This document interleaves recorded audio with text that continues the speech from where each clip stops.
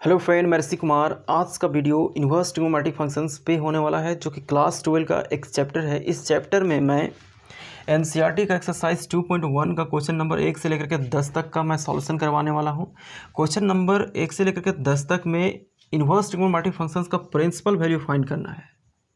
Inverse trigonometric functions का principal value को find करना सिखाने से पहले मैं इन्वर्स ट्रिग्नोमेट्रिक फंक्शंस के बारे में पहले बताना चाहूँगा। इन्वर्स ट्रिग्नोमेट्रिक फंक्शंस के बारे में जानने से पहले आपको पता होनी चाहिए ट्रिग्नोमेट्रिक फंक्शन, जैसे sine x, cos x, tan x, cot x, sec x, cosec x, ये सारे आपके ट्रिग्नोमेट्रिक फंक्शन हैं। यहाँ मैं साइन एक्स बराबर वाई लिया हूँ, कॉस एक्स बराबर वाई लिया हूँ, टेन एक्स बराबर वाई लिया हूँ, कॉट एक्स बराबर वाई लिया हूँ, सेक एक्स बराबर वाई लिया हूँ, कोसेक एक्स बराबर वाई लिया हूँ। देखिए, साइन एक्स बराबर वाई लिया हूँ कैसे, ज़रा इसे समझिएगा।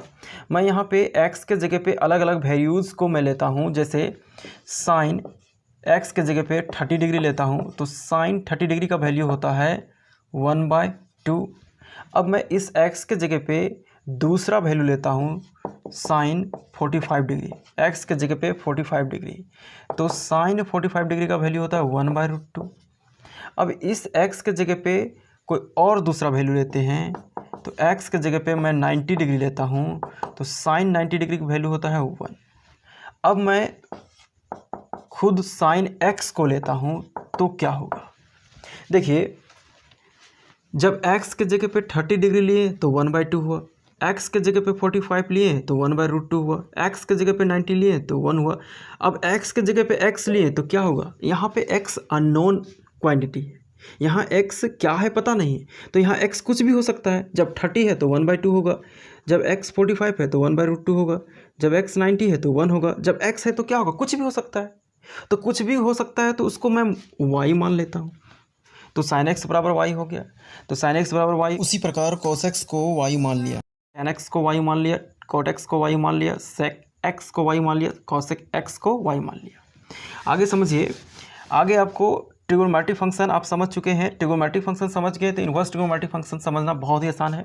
जैसे यहाँ आपके पास है साइन एक्स बराबर वाई, तो साइन एक्स बराबर वाई हो तो एक्स बराबर लिखी जाती है साइन इन्वर्स वाई। एक बार और समझें, आपके पास है साइन एक्स बराबर वाई है, तो एक्स बराबर क्या होता है? साइन इन्वर्स वाई लिखी जाती है, साइन इन्वर्स वाई। देखिए, हो क्या रहा है यहाँ पे हो रहा है कि जो ये साइन है ना, ये जो साइन बाएं साइड में है, जब ये दाएं साइड में जाता है तो इन्वर्स लग जाता है। बेसिकली हो क्या रहा है, ज़रा समझिएगा। साइन एक्स बराबर वाई है, तो एक्स बराबर ये जो साइन है वो नीचे आ गया ऐसे, और ये वाई है। अब इस साइन को ऊपर ले जाते हैं तो साइन इन्वर्स हो जाएगा ऐसे। बट ये स्टेप जो मैं फॉलो कर रहा हूँ, ये वाली जो स्टेप मैं फॉलो किया हूँ, ये स्टेप होता नहीं है। ये समझाने के लिए मैं ये जो स्टेप है आपको समझाने के लिए फ़ॉलो किया हूँ। ये वाली स्टेप आपको समझाने के लिए फ़ॉलो किया हूँ। यहाँ पे साइन जो है एक्स के साथ मल्टीप्लाई के फॉर्म में नहीं है। जब साइन एक्स के साथ मल्टीप्लाई के फॉर्म में नहीं है तो साइन ये डिवीज़न में हो भी नहीं सकता है। जैसे x इंटू अगर y बराबर 4 हो तो x बराबर 1/y इंटू 4 करते हैं। क्यों? क्योंकि y जो है x के साथ मल्टीप्लाई होता है तब y भागा में होता है। बट यहाँ पे साइन जो है x के साथ मल्टीप्लाई नहीं है तो ये वाली होगी नहीं। बट मैं ये यूज कर रहा हूँ, ये स्टेप यूज कर रहा हूँ आपको बस और बस ये समझाने के लिए। तो साइन x बराबर अगर y हो तो x बराबर जो होता है साइन इन्वर्स y लिखी जाती है। अब देखिए आगे कॉस x बराबर y है, तो x बराबर क्या होगा? x बराबर होगा कॉस इन्वर्स y। क्या हुआ? कॉस जो है, ये जो कॉस बाएं साइड में है उसको जब दाएं साइड लाएं तो इन्वर्स लग गया। उसी प्रकार यहाँ भी टेन जो है बायां में बिना इन्वर्स का है, बाएं साइड में टेन बिना इन्वर्स का है। जब इसको इधर लेके जाएंगे, इस टेन को इधर लेके जाएंगे तो इन्वर्स लग जाएगा, और जब टेन को इधर लेके जाएंगे तो x यहाँ फ्री हो जाएगा, तो x फ्री हो गया और टेन इन्वर्स y हो जाएगा, टेन इन्वर्स y हो जाएगा। अगला देखिए, अगला है कोट x। अगर मैं इस कोट x को बाएं से दाएं साइड लेके जाएंगे, बाएं साइड में बिना इन्वर्स का है, दाएं साइड लेके जाएंगे तो इन्वर्स लग जाएगा, तो क्या होगा? x बराबर कोट इन्वर्स y हो जाएगा। उसी प्रकार सेक के लिए लिखेंगे आप x बराबर सेक इन्वर्स वाई हो जाएगा, और यहाँ पे x बराबर कॉसेक इन्वर्स वाई हो जाएगा। तो ये जो आपके पास आया है, ये जो आया है टोटल 6 है, 1 2 3 4 5 6। तो ये जो 6 आपके पास आए हैं इन्हीं का नाम है इन्वर्स। चूँकि सब में इन्वर्स लगा है, साइन इन्वर्स, इसको पढ़ते हैं sine inverse, cos inverse, tan inverse, cot inverse, sec inverse, cosec inverse. तो साइन इन्वर्स, कॉस इन्वर्स, ये सारे जो है वो क्या है 1 से लेकर के 6 तक है। और चूंकि ये इन्वर्स है इसीलिए इसका नाम पड़ता है इन्वर्स। इन्वर्स और कैसा है तो ट्रिगोनोमेट्रिक फंक्शन है, इन्वर्स ट्रिगोनोमेट्रिक फंक्शन है। तो यही आपके इन्वर्स ट्रिगोनोमेट्रिक फंक्शन है। अब मैं कुछ फॉर्मूले को बताने जा रहा हूं जो कि क्वेश्चन नंबर 1 से लेकर के 10 तक के क्वेश्चंस को सॉल्व करने में यूज होने वाले हैं। पहला फार्मूला है साइन इन्वर्स साइन एक्स बराबर एक्स, दूसरा है कॉस इन्वर्स कॉस एक्स बराबर एक्स, तीसरा है टेन इन्वर्स टेन एक्स बराबर एक्स, चौथा है कॉट इन्वर्स कॉट एक्स बराबर एक्स, पांचवा है सेक इन्वर्स सेक एक्स बराबर एक्स, छठा है कॉसेक इन्वर्स कॉसेक एक्स बराबर एक्स। यहाँ पे समझें, यहाँ पे पहला नंबर समझें, साइन इन्वर्स साइन हट जा रहा है तो क्या बच रहा है सिर्फ और सिर्फ एक्स। यहाँ भी उसी तरीके से कॉस इन्वर्स और कॉस हट जा रहा है, एक्स बच रहा है। यहाँ भी टेन इन्वर्स टेन हट जा रहा है, एक्स बच रहा है। कॉट इन्वर्स कॉट हट जा रहा है तो एक्स बच रहा है। सेक इन्वर्स सेक हट जा रहा है तो एक्स बच रहा है। कॉसेक इन्वर्स कॉसेक हट जा रहा है तो एक्स बच रहा है। मैं पहले नंबर को प्रूफ करके बता देता हूँ। तो प्रूफ ऑफ फर्स्ट, पहला नंबर को मैं प्रूफ कर देता हूँ, बाकी आप प्रूफ कर लेंगे। बहुत ही सिंपल इसका प्रूफ है। देखिए, प्रूफ करने के लिए आपको सबसे पहले साइन इन्वर्स या फिर साइन एक्स को थीटा मान लेना पड़ेगा। तो मैं साइन एक्स को थीटा मानता हूँ। लेट साइन एक्स बराबर थीटा। तो एक्स बराबर क्या होगा, साइन बाएं साइड में बिना इन्वर्स का है, जब ये दाएं साइड में जाएगा तो इन्वर्स लग जाएगा, तो साइन इन्वर्स थीटा। इसके बाद देखें एक्स बराबर साइन इन्वर्स और थीटा का वैल्यू क्या है, तो थीटा का जो वैल्यू है वो साइन एक्स है, तो यहाँ पे साइन एक्स आ जाएगा। इस जगह पे साइन एक्स आ जाएगा। तो साइन इन्वर्स साइन एक्स बराबर एक्स प्रूफ हो गया, साइन इन्वर्स साइन एक्स बराबर एक्स प्रूफ हो गया। इसी प्रकार से आप बाकी के फॉर्मूले को आप प्रूफ कर सकते हैं। अब मैं अगले फार्मूले की बात करता हूँ। अगला फार्मूला है formula number 1, sign inverse minus x बराबर होता है माइनस साइन इन्वर्स एक्स। दूसरा है टेन इन्वर्स माइनस एक्स बराबर होता है माइनस टेन इन्वर्स एक्स। तीसरा है कॉसेक इन्वर्स माइनस एक्स बराबर होता है माइनस कॉसेक इन्वर्स एक्स। चौथा है कॉस इन्वर्स माइनस एक्स बराबर होता है pi minus cos inverse x. पांचवा है सेक इन्वर्स माइनस एक्स बराबर pi minus sec inverse x. और अंतिम छठा है कॉट इन्वर्स माइनस एक्स बराबर pi minus cot inverse x. 1 से लेकर के 3 तक के जो फार्मूले हैं वो एक जैसे हैं, और 4 से लेकर के 6 तक के जो फार्मूले हैं वो एक जैसे हैं। 1 से लेकर के 3 तक में कॉमन क्या है, 1 से लेकर के 3 तक में कॉमन क्या है कि सभी में माइनस बाहर हुआ है। जैसे साइन इन्वर्स माइनस एक्स में साइन इन्वर्स माइनस एक्स बराबर माइनस साइन इन्वर्स एक्स है, और टेन इन्वर्स माइनस एक्स बराबर माइनस टेन इन्वर्स एक्स है। कॉसेक इन्वर्स माइनस एक्स बराबर माइनस कॉसेक इन्वर्स एक्स है। तो 1 से लेकर के 3 तक में सिर्फ और सिर्फ माइनस को बाहर करते जाना है। बट 4 से लेकर के 5 तक के जो फार्मूले हैं उनमें आपको पाई में माइनस करना है, पाई में माइनस किया जा रहा है, तीनों में पाई में माइनस किया जा रहा है। जैसे कॉस इन्वर्स माइनस एक्स है तो pi minus cos inverse x हो रहा है। सेक इन्वर्स माइनस एक्स है तो पाई में घटाया जा रहा है सेक इन्वर्स एक्स, और ये जो माइनस है वो यहाँ पे आ जा रहा है और सेक इन्वर्स एक्स लिखी जा रही है। कॉट इन्वर्स माइनस एक्स, फिर इसमें क्या हो रहा है, pi minus cot inverse x है। तो फ्रेंड यहाँ पे मैं टोटल 6 + 6 12 फार्मूले को मैं लिखा हूँ। इधर जो बाएं साइड में मैं 6 फार्मूला लिखा हूँ, इसे आप आसानी से रट लिए होंगे।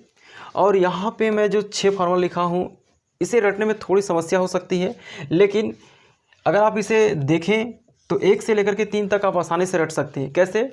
साइन टेन कोसेक में कुछ नहीं करना, बस माइनस बाहर कर देना है। और कोस सेक में कुछ नहीं करना है, इसमें आपको सिर्फ पाई माइनस करना है। जैसे कॉस इन्वर्स का केस रहा तो पाई माइनस कॉस इन्वर्स आ जाएगा। सेक इन्वर्स माइनस एक्स का केस रहा तो पाई माइनस सेक इन्वर्स हो जाएगा। और कॉट इन्वर्स माइनस एक्स का केस रहा तो pi minus cot inverse x हो जाएगा। तो आपको ये फार्मूला याद होनी चाहिए। अब मैं एनसीईआरटी के एक्सरसाइज 2.1 के क्वेश्चन सॉल्व कर देता हूँ। चलिए एक्सरसाइज 2.1 का मैं क्वेश्चन सॉल्व कर देता हूँ। क्वेश्चन है find the principal value of the following. पहला नंबर मैं लेता हूँ साइन इन्वर्स -1/2। अभी आपको मैं एक फार्मूला बताया हूँ, साइन इन्वर्स माइनस एक्स बराबर माइनस साइन इन्वर्स एक्स। यहाँ हो क्या रहा है, यहाँ पे साइन इन्वर्स के बाद माइनस है तो इस माइनस को बाहर कर दिया जाता है और साइन इन्वर्स एक्स लिख दी जाती है। उसी प्रकार यहाँ भी साइन इन्वर्स के बाद माइनस है तो माइनस बाहर हो जाएगा। माइनस बाहर होने के बाद साइन इन्वर्स 1/2 हो जाएगा यहाँ पे। क्यों? क्योंकि इस वक्त x के जगह पे क्या है, 1/2 है, तो साइन इन्वर्स 1/2 हो जाएगा। आगे देखिए, आगे माइनस साइन इन्वर्स। अब 1/2 को आपको साइन के टर्म में लिखना है, तो साइन 30 डिग्री का वैल्यू जो होता है वो 1/2 होता है। अगर आप 30 डिग्री को रेडियन में चेंज करें तो ये π/6 हो जाएगा। मीन्स साइन π/6 का वैल्यू 1/2 होगा। तो 1/2 के जगह पे साइन π/6 लिखेंगे हम, साइन π/6 लिखेंगे। साइन इन्वर्स साइन, एक फार्मूला आपको बताए हैं कि साइन इन्वर्स साइन एक्स हो तो साइन इन्वर्स साइन हट जाता है, एक्स बच जाता है, ये वाला एक्स बच जाता है। उसी प्रकार यहाँ पे साइन इन्वर्स साइन हट जाएगा, π/6 बचेगा, -π/6। अब आप ये सोच रहे हैं कि 1/2 के बदले यहाँ पे जो मैं लिखा हूँ साइन π/6, यहाँ पे कॉस भी तो लिख सकते थे, बट कॉस क्यों नहीं लिखे? अगर इस जगह पे कॉस लिखता तो क्या होता, देखिए माइनस साइन अगर यहाँ पे कॉस लिखता तो कॉस 1/2 को कॉस में लिखते तो कितना होता है, 60, और 60 को रेडियन में अगर चेंज करेंगे तो क्या हो जाएगा, π/3। अब देखिए अगर ऐसा लिख दिए तो साइन इन्वर्स और कॉस हट नहीं रहा है, जिसके कारण हम कॉस नहीं यूज किए हैं। अगर इस जगह पे साइन आ जाए, जैसे 1/2 को अगर साइन में चेंज करते हैं तो साइन इन्वर्स साइन हट जाता है और π/6 मुझे मिल जाता है। इसीलिए 1/2 को जब साइन इन्वर्स हो तो 1/2 को साइन के टर्म में सोचेंगे आप। अगर यहाँ कॉस होता है तो 1/2 को कॉस के टर्म में सोचते। चलिए यहाँ पे आपका कितना आ गया, -π/6। फ्रेंड यहाँ एक बात आप नोटिस करें, यहाँ मैं डिग्री से रेडियन में चेंज कर रहा हूँ। तो डिग्री से रेडियन में अगर आपको चेंज करना नहीं आता है और आप जानना चाहते हैं कि डिग्री से रेडियन में कैसे चेंज की जाती है, तो डिग्री से रेडियन में चेंज करने का वीडियो का आई बटन ऊपर आ रहा होगा, उसे हिट करके आप देख सकते हैं। मैं आगे बढ़ता हूँ, मैं अगले क्वेश्चंस को लेता हूँ। अगला क्वेश्चन है क्वेश्चन नंबर 2, कॉस इन्वर्स √3/2। देखिए यहाँ भी आपको प्रिंसिपल वैल्यू फाइंड करना है। इस जगह पे साइन इन्वर्स -1/2 का प्रिंसिपल वैल्यू -π/6 आया। और अब अगला क्वेश्चन है कॉस इन्वर्स √3/2, और आपको अब यहाँ पे √3/2 को कॉस के टर्म में लिखना है। तो कॉस के टर्म में लिखेंगे तो क्या होगा, √3/2 को कॉस के टर्म में लिखेंगे तो क्या होगा, तो √3 को कॉस के टर्म में लिखेंगे तो कॉस 30 डिग्री होगा।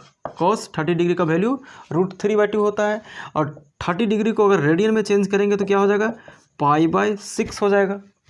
मीन्स आप √3/2 को क्या लिखेंगे, कॉस π/6। कॉस π/6 का वैल्यू √3/2 होता है।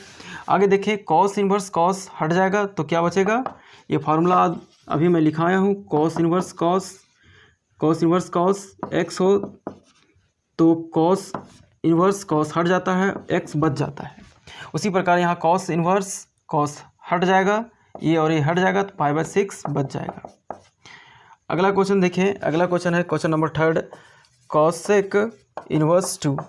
अब आपको 2 को कॉसेक के टर्म में सोचना है, तो कॉसेक इन्वर्स, मैं कॉसेक इन्वर्स यहाँ पे लिख दिया। अब 2 को आपको सोचना है कॉसेक के टर्म में, तो कॉसेक के टर्म में 2 जो होता है वो 30 डिग्री का होता है। जैसे कॉसेक 30 डिग्री का वैल्यू जो होता है वो 2 होता है, और 30 डिग्री को अगर रेडियन में चेंज करेंगे तो ये पाई बाय 6 हो जाएगा। Means cosec pi by 6, cosec pi by 6 का वैल्यू 2 होता है। अब आगे देखें, आगे कॉसेक इन्वर्स कॉसेक एक्स बराबर एक्स होता है। यहाँ कॉसेक इन्वर्स कॉसेक हट जाता है, एक्स बच जाता है। उसी प्रकार से कॉसेक इन्वर्स कॉसेक हट जाएगा, पाई बाय 6 बचेगा, पाई बाय 6।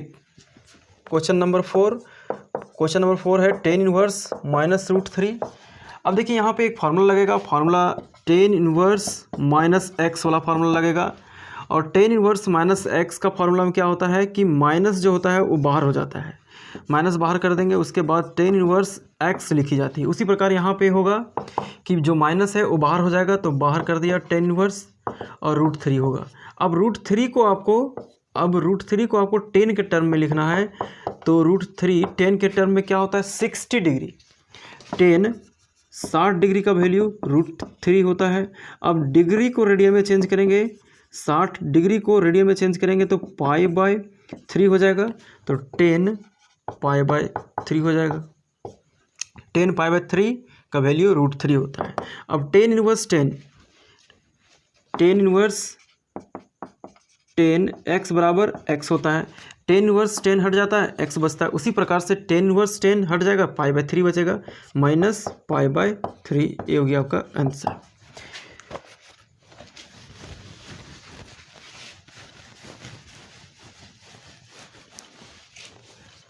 अब क्वेश्चन नंबर 5 देखें, क्वेश्चन नंबर 5 है cos inverse minus 1/2।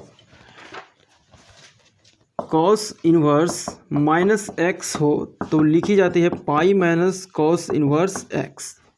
Cos inverse के बाद अगर माइनस हो, कॉस इन्वर्स के बाद माइनस हो तो लिखते हैं पाई माइनस कॉस इन्वर्स एक्स। उसी प्रकार यहाँ भी है, देखिए कॉस इन्वर्स के बाद माइनस है, कॉस इन्वर्स के बाद माइनस है, इसका मतलब इसमें भी पाई में घटेगा, पाई माइनस कॉस इन्वर्स 1/2 हो जाएगा, है ना। उसके बाद पाई माइनस अब 1/2, ये जो 1/2 है आपका, इस 1/2 को आपको कॉस के टर्म में सोचना है। तो 1/2 कॉस के टर्म में कितना होता है, कॉस इन्वर्स 1/2 कॉस के टर्म में कितना होता है, कॉस 60 डिग्री, कॉस 60 डिग्री का वैल्यू 1/2 होता है। और 60 को अगर रेडियन में चेंज करेंगे तो कितना होगा, cos pi by 3, means pi by 3 का वैल्यू कितना होता है 1/2। तो 1/2 की जगह पे कॉस पाई बाय 3 लिखेंगे, यहाँ पे कॉस पाई बाय 3। अब कॉस इन्वर्स कॉस, ये वाला formula cos inverse cos x बराबर एक्स, कॉस इन्वर्स कॉस हट जाता है तो एक्स बच जाता है। यहाँ भी कॉस इन्वर्स कॉस हट जाएगा तो पाई बाय 3 बच जाएगा, pi minus pi by 3। Cos inverse cos हट गया तो पाई बाय 3 बच गया। आगे देखिए, आगे एलसीएम ले लें तो 3 पाई माइनस पाई, तो ये हो जाएगा 2 पाई बाय 3। अब क्वेश्चन नंबर 6 देखिए, क्वेश्चन नंबर 6 है टेन इन्वर्स माइनस 1। और अभी बताएं टेन इन्वर्स एक्स का फार्मूला क्या है, टेन इन्वर्स एक्स का फार्मूला क्या होता है, टेन इन्वर्स माइनस एक्स का फार्मूला होता है minus tan inverse x, means minus को बाहर कर देना है, यहाँ भी माइनस बाहर करें, टेन इन्वर्स 1। अब 1 को आपको 10 के टर्म में सोचना है, तो 1 जो है वो 10 के टर्म में होता है 45 डिग्री। क्या होता है 10 इन्वर्स 10 45 डिग्री का वैल्यू 1 होता है, और 45 को रेडियन में चेंज करेंगे तो पाई बाय 4 हो जाएगा, मीन्स 10 पाई बाय 4 का वैल्यू 1 होता है, तो 10 पाई बाय 4। अब 10 पाई बाय 4 का वैल्यू 1 होता है। अब 10 इन्वर्स 10 हट जाएगा तो पाई बाय 4 बच जाएगा, तो माइनस पाई बाय 4। ये हो गया आपका आंसर। अब क्वेश्चन नंबर 7 देखिए, क्वेश्चन नंबर 7 है सेक इन्वर्स 2/√3। सेक इन्वर्स 2/√3, आपको 2/√3 को सोचना है सेक के टर्म में। तो सेक के टर्म में 2/√3 किसका होता है? 2/√3। तो सेक 30 डिग्री, सेक 30 डिग्री का वैल्यू 2/√3 होता है। अब इस 30 डिग्री को रेडियन में आप चेंज कर देंगे तो π/6 हो जाएगा। तो π/6 का वैल्यू 2/√3 हो जाएगा। तो 2/√3 का वैल्यू π/6 लिखेंगे यहाँ पे, सेक इनवर्स π/6। अब सेक π/6, 2/√3 का वैल्यू सेक π/6। अब देखिए सेक इनवर्स सेक हट जाएगा तो π/6 बच जाएगा, π/6। तो सेक इनवर्स 2/√3 का प्रिंसिपल वैल्यू π/6 आ गया। अब मैं क्वेश्चन नंबर 8 की बात करता हूँ। क्वेश्चन नंबर 8 है आपका कॉट इनवर्स √3। अब यहाँ आपको कॉट इनवर्स √3 है, तो कॉट इनवर्स √3 में √3 को सोचना है कॉट के टर्म में। तो कॉट इनवर्स आप लिख दें, उसके बाद √3 किसका वैल्यू होता है? कॉट में। तो √3 जो होता है वो कॉट 30 डिग्री का वैल्यू होता है। कॉट 30 डिग्री का वैल्यू √3 होता है, और 30 डिग्री को अगर चेंज करेंगे रेडियन में तो ये π/6 हो जाएगा। मीन्स कोट π/6 का वैल्यू √3 होगा। तो अब इस √3 की जगह पे क्या लिखेंगे हम लोग? Cot π/6, cot π/6। अब देखिए कोट इनवर्स कोट हट जाएगा तो π/6 बच जाएगा, π/6। तो कोट इनवर्स √3 का प्रिंसिपल वैल्यू π/6 आ गया। अब क्वेश्चन नंबर 9 देखिए। क्वेश्चन नंबर 9 आपका है, क्वेश्चन नंबर 9 है कॉस इनवर्स -1/√2। और अभी आपको मैं बताया हूँ फार्मूला कि कॉस इनवर्स -x बराबर होता है pi minus cos inverse x। Cos inverse के साथ अगर माइनस हो तो pi minus cos inverse x लिखी जाती है। तो यहाँ भी कॉस इनवर्स के बाद माइनस है, तो इसमें भी पाई माइनस कॉस इनवर्स x की जगह पे अभी है 1/√2, तो यहाँ हो जाएगा 1/√2। आगे देखिए पाई माइनस, अब आपको 1/√2 को कॉस के टर्म में सोचना है। तो कॉस इनवर्स 1/√2 को कॉस के टर्म में होता है cos π/4 means 45 degree. Cos 45 degree का मान क्या होता है? 1/√, समझिए यहाँ पे कॉस 45 डिग्री का वैल्यू होता है 1/√2। और अगर आप इस डिग्री को रेडियन में चेंज करेंगे तो हो जाएगा π/4, और cos π/4 मीन्स 1/√2। तो 1/√2 के जगह पे आप cos π/4 यूज करेंगे, तो 1/√2 के जगह पे cos π/4। अब देखिए पाई माइनस कॉस इनवर्स कॉस हट जाएगा तो π/4 हो जाएगा। एलसीएम ले लीजिए, तो एलसीएम आ जाएगा 4 पाई माइनस पाई, तो ओवरऑल कितना आ गया? 3 π/4। ये हो गया आंसर। आपका जो वैल्यू है कॉस इनवर्स -1/√2 का प्रिंसिपल वैल्यू ए आया। एक अंतिम क्वेश्चन है क्वेश्चन नंबर 10। क्वेश्चन नंबर 10 है कॉसेक इनवर्स -√2 का वैल्यू क्या होगा? इस क्वेश्चन का आंसर आप मुझे कमेंट सेक्शन में बताएं। मैं अब तक की जो क्वेश्चंस का सॉल्यूशन किया हूं, अगर आप उसे समझे होंगे अच्छे तरीके से तो इस प्रश्न का उत्तर आप ज़रूर मुझे कमेंट सेक्शन में दीजिएगा। एक क्वेश्चन नंबर 10 है एनसीईआरटी का, एनसीईआरटी एक्सरसाइज 2.1 के क्वेश्चन नंबर 10 है। बाकी के सारे क्वेश्चन एक्सरसाइज 2.1 के सारे क्वेश्चंस को 1 से लेकर के 9 तक मैं सॉल्व करा दिया हूँ। सिर्फ और सिर्फ आपको क्वेश्चन नंबर 10 को सॉल्व करना है। आज की वीडियो में बस इतना ही, फिर मिलेंगे न्यू वीडियो में, तब तक के लिए धन्यवाद।